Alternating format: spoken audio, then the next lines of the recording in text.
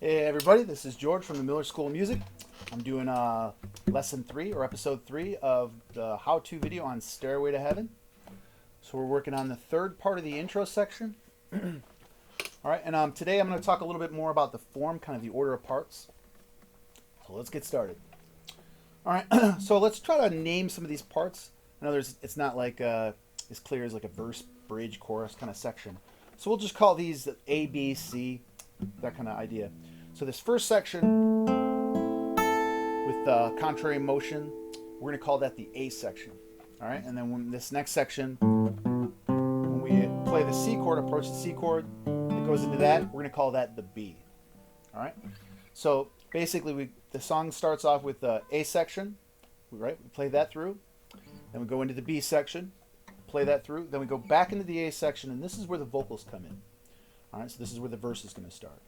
So we play that A once, or, well, 2 times through, and then we go to the B section, and then we come back to the third A. This is where it changes up a little bit.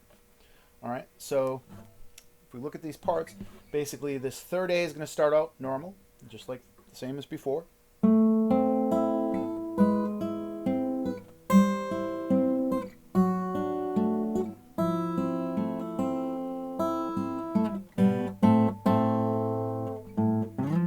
This is where it changes. So coming off after this, on the third A section, the second time, there's another variation where you're going to play the inside strings, except for you're going to skip to the high E. And again, don't feel like you have to play this exactly like this, every variation he does, because if you watched him play it live, he'd probably do it different every time. But anyways, on the album, this is what he does. So he starts with the open A string, then it's A, D, G, and then he skips to the high E. Alright. Then when he goes to this minor major chord, this is where he starts the double time, where he's basically playing the notes twice as fast. And on this minor major, he plays the thumb and the ring together, just like before. But now he's going to go B string, G string, so D in the high E. So he's going to go the D in the high E, B, G, back to the B, E, B, G. So it's going to sound like this, or look like this. So one more time. All right. Then he goes to the D over F sharp, and he's going to basically play all the way up and all the way back. So you're going D, G, B, E, B, G, D. So that's D, G, B, E, B, G, D. And the finger would be, if you were using this fingering, thumb, index, middle, ring, middle, index, thumb. Now we go to the F major 7.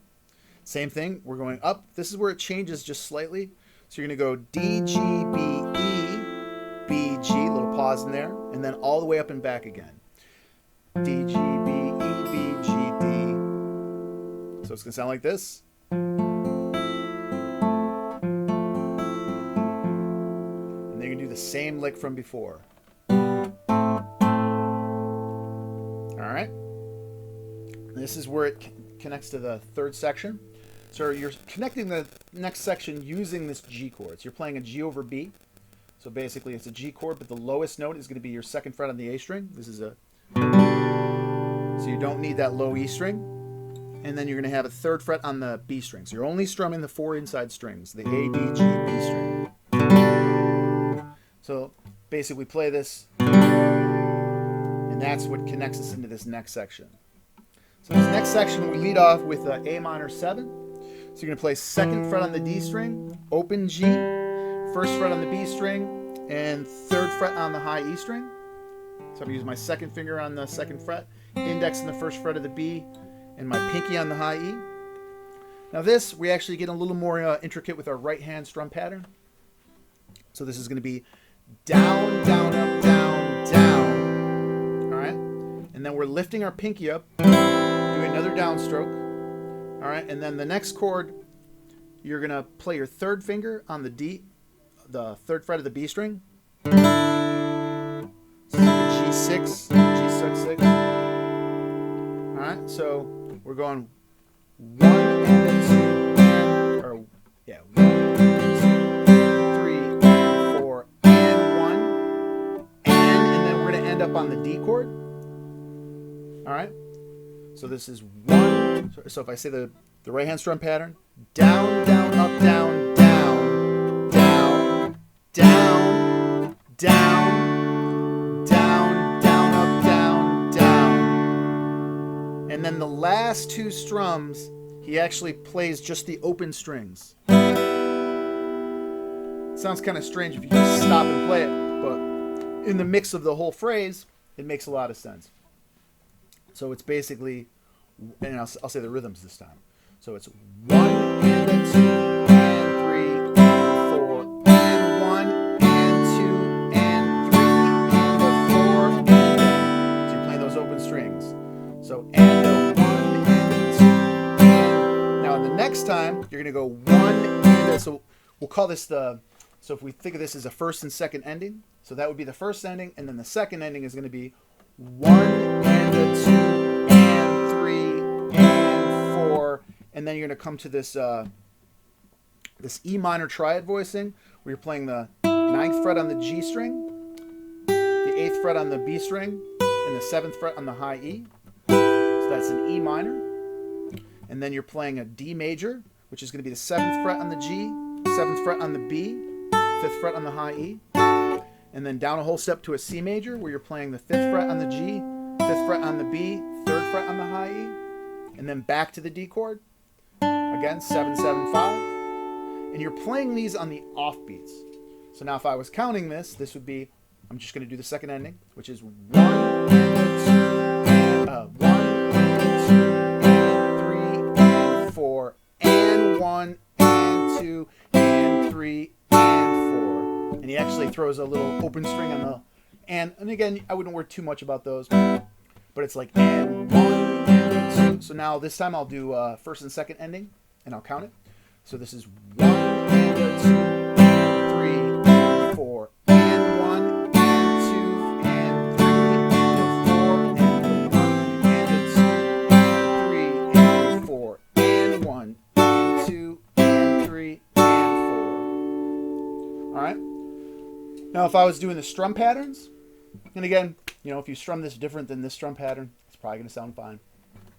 But it's good to stay in a consistent strum pattern just because it's going to help you internalize your right hand, so you're not doing it different every time. So here we go. So it's down, down, up, down, down, down, down, down, down, down, down, down, down, down, down, down, down, down, down.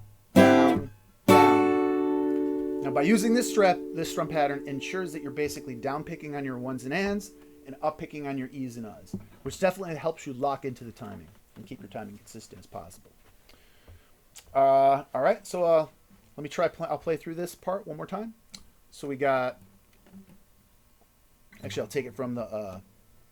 Just like I did in the intro, I'll take it from the 3rd A section, and then I'll connect the 2 parts. So we got.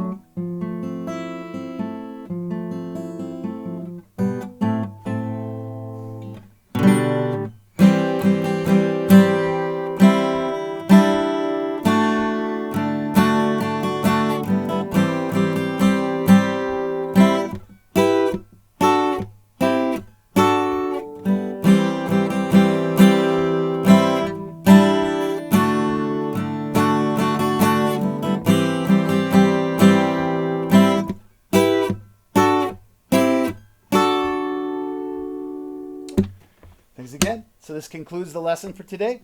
So remember to hit that subscribe button. Stay tuned for some more videos, and I'll see everybody soon.